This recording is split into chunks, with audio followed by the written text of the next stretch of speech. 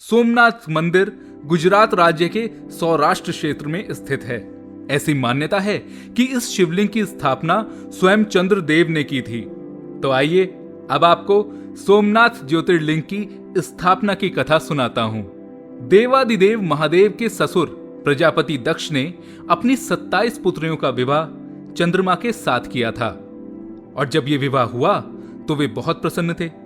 पत्नी के रूप में दक्ष कन्याओं को प्राप्त कर चंद्रमा भी बहुत शोभित हुए और दक्ष कन्याएं भी अपने स्वामी के रूप में चंद्रमा को प्राप्त करके शोभायमान हो उठी, क्योंकि चंद्रमा को सबसे ज्यादा रूपवान जो माना जाता है।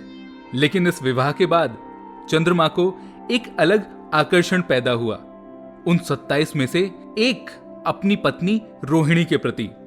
वो बाकी 26 पत्नियों को छोड़कर हर समय केवल रोहिणी के ही आसपास रहते थे। वे उनका विशेष आदर और प्रेम किया करते थे। उनका इतना प्रेम अन्य पत्नियों से सहा नहीं गया। अपने पति चंद्रमा का एक पत्नी के प्रति इतना प्रेम बाकी 26 पत्नियों को खलने लगा और चंद्रमा की अपनी तरफ उदासीनता और उपेक्षा देखकर रोहिणी के अलावा बाकी सारी 26 दक्ष पुत्रियां बहुत दुखी हुईं। इसीलिए वे सब अपने पिता दक्ष की शरण में गईं और उनसे अपने कष्टों का वर्णन किया। सबने जाकर अपने पिता से कहा, पिताजी, हमारे पति चंद्रमा केवल और केवल रोहिणी से ही प्रेम करते हैं। वे हमारे निकट तो कभी आते ही नहीं। जब देखो तब रोहिणी रोहिणी नाम की ही माला जपते रहते हैं। अब आप ही बताइए पिताजी कि ऐसे में हम सब कैसे सुखी रह सकती हैं। तब अपनी पुत्रियों की व्यथा और चंद्रमा के दुर्व्यवहार को सुनकर राजा दक्ष भी बड़े दुखी हुए। वे तो सोचते थे कि अपनी पुत्रियों का विवाह चंद्रमा जैसे देवता के साथ करके वे बहुत सुखपूर्वक अपना जीवन व्यतीत कर सकते हैं, क्योंकि उन्हें अपनी पुत्रियों की अब कोई चिंता ही नहीं। लेकिन जब उन्होंने अपनी पुत्रियों के दुखी होने का ये समाचार सुना तो उनका हृदय भी बहुत दुखी हुआ। अपनी पुत्रियों के इस दुख का निवारण करने के लिए उन्होंने चंद्रमा से स्वयं भेंट की और उन्हें शांतिपूर्वक समझाते हुए कहा, हे चंद्रमा, तुमने निर्मल और पवित्र कुल में जन्म लिया है, फिर भी तुम अपनी पत्नियों के साथ भेदभावपूर्ण व्यवहार करते हो। तुम्हारे आश्रय में रहने वाली जितनी भी स्त्रियां हैं, उनके प्रति तुम्हारे मन में प्रेम कम और ऐसा सौतेला व्यवहार अधिक है। तुम किसी एक को अधिक प्यार करते हो और किसी और को कम। तुम ऐसा क्यों करते हो? चलो मान लिया, अब तक जो तुमने व्यवहार किया वो ठीक नहीं था, पर आगे ऐसा दुर्व्यवहार नहीं करना। जो व्यक्ति आत्मीय जनों के साथ विषमता पूर्वक व्यवहार करता है उसे नरक में जाना पड़ता है। इस तरह की और कई ऐसी बातें राजा दक्ष ने अपने दामाद चंद्रमा को प्रेम पूर्वक समझाई और ऐसा सोच लिया कि अब चंद्रमा में सुधार हो जाएगा। इसीलिए इस भेंट के बाद अपने हृदय को समझाकर प्रजापति दक्ष वापस चले गए। लेकिन इतना समझाने पर भी चंद्रमा ने अपने ससुर प्रजापति दक्ष की बात नहीं मानी और 27 में से अपनी एक पत्नी रोहिणी के प्रति अतिशय आसक्ति के कारण उन्होंने अपने कर्तव्य की अवहेलना करना प्रारंभ कर दिया और अपनी बाकी 26 पत्नियों का कुछ भी ख्याल नहीं रखा। ये समाचार जब दोबारा दक्ष प्रजापति तक पहुंचा तो वे पुनः चंद्रमा के पास आए और उन्हें उत्तम नीति के द्वारा समझाने लगे। राजा दक्ष ने चंद्रमा से एक बार फिर न्याय का बर्ताव करने की प्रार्थना की, पर बार बार आग्रह करने पर भी जब चंद्रमा ने अवहेलना पूर्वक दक्ष की बात नहीं मानी, तब राजा दक्ष क्रोधित हो गए। उन्होंने चंद्रमा को श्राप दिया। दक्ष ने कहा, हे कलानिधे, मेरे 1000 बार आग्रह करने पर भी तुमने मेरी आज्ञा नहीं मानी, इसलिए मैं तुम्हें क्षय रोग का श्राप देता हूं। प्रजापति दक्ष द्वारा शाप देने के साथ ही क्षण भर में चंद्रमा क्षय रोग से ग्रसित हो गए और वो धीरे धीरे क्षीण होने लगे। चंद्रमा के क्षीण होते ही सर्वत्र हाहाकार मच गया। सभी देवगण और ऋषिगण भी चिंतित हो गए। अपने क्षय रोग से परेशान चंद्रमा ने अपनी अस्वस्थता और उनके कारणों की सूचना इंद्र आदि देवताओं और सभी ऋषियों को दी, जिसके बाद उनकी सहायता के लिए इंद्र आदि देवता तथा वशिष्ठ आदि ऋषिगण ब्रह्मा जी की शरण में गए। तब ब्रह्मा जी ने उन सभी से कहा कि जो घटना हो गई है उसे तो भुगतना ही है, क्योंकि दक्ष के निश्चय को पलटा नहीं जा सकता।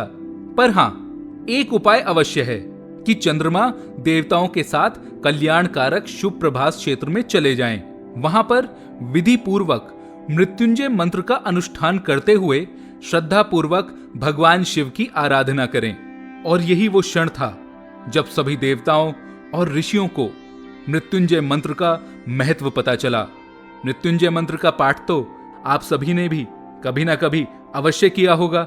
ये मंत्र है ओम त्र्यंबकम यजामहे सुगंधिम पुष्टिवर्धनम उर्वारुकमिव बंधनान मृत्योर्मुक्षीय मामृतात्। ब्रह्मा जी ने आगे कहा कि चंद्रमा अपने सामने शिवलिंग की स्थापना करके प्रतिदिन कठिन तपस्या करें। उनकी आराधना और तपस्या से जब भगवान भोलेनाथ प्रसन्न हो जाएंगे तो वे इन्हें क्षय रोग से मुक्त कर देंगे। तब पितामह ब्रह्मा जी की आज्ञा को स्वीकार कर देवताओं और ऋषियों के संरक्षण में चंद्रमा देवमंडल सहित प्रभास क्षेत्र में पहुंच गए। वहां पहुंचकर चंद्रदेव ने मृत्युंजय भगवान महादेव शिवशंकर शंभु की अर्चना, वंदना और अनुष्ठान प्रारंभ किया। वे मृत्युंजय मंत्र का जप तथा भगवान शिव की उपासना में तल्लीन हो गए। ब्रह्मा जी की ही आज्ञा के अनुसार चंद्रमा ने 6 महीने तक निरंतर तपस्या की और वृषभ ध्वज का पूजन किया। 10 करोड़ महामृत्युंजय मंत्र का जप तथा ध्यान करते हुए चंद्रमा स्थिर चित्त से वहां निरंतर खड़े रहे। उनकी ऐसी तपस्या से भक्तवत्सल भगवान शंकर प्रसन्न हो गए और तब उन्होंने वहां प्रकट होकर चंद्रदेव से कहा, चंद्रमा, तुम्हारा कल्याण हो। तुम जिसके लिए ये कठोर तप कर रहे हो उस अपनी अभिलाषा को मुझसे व्यक्त करो। मैं तुम्हारी इच्छा के अनुसार तुम्हें उत्तम वर प्रदान करूंगा। तब चंद्रमा ने प्रार्थना करते हुए विनय पूर्वक कहा, हे देवेश्वर महादेव, आप मेरे सब अपराधों को क्षमा करें और मेरे शरीर के इस क्षय रोग को दूर कर दें। चंद्रदेव की ये प्रार्थना सुनकर भगवान शिव ने उनसे कहा, चंद्रमा, तुम्हारी कला प्रतिदिन एक पक्ष में क्षीण हुआ करेगी जबकि दूसरे पक्ष में प्रतिदिन निरंतर बढ़ती रहेगी। इस प्रकार तुम स्वस्थ और लोक सम्मान के योग्य हो जाओगे। और तभी से एक माह के 2 पक्ष होने लगे। एक कृष्ण पक्ष जब चंद्रमा क्षीण होते चले जाते हैं और दूसरा शुक्ल पक्ष जब चंद्रमा बढ़ते हैं। इस प्रकार भगवान शिव का कृपा प्रसाद प्राप्त कर चंद्रदेव बहुत प्रसन्न हुए। उन्होंने भक्ति भाव पूर्वक शंकर जी की स्तुति की। ऐसी स्थिति में निराकार शिव उनकी दृढ़ भक्ति को देखकर साकार लिंग रूप में प्रकट हुए और भगवान भोलेनाथ का यही शिवलिंग संसार में सोमनाथ ज्योतिर्लिंग के नाम से प्रसिद्ध हुआ। मैं हूं हिमांशु शर्मा। आप सुन रहे थे सोमनाथ ज्योतिर्लिंग के प्रकट होने की कथा। ऐसी और कहानियों के लिए जुड़े रहें theastrologic.com के साथ फेसबुक, इंस्टाग्राम और यूट्यूब पर। धन्यवाद।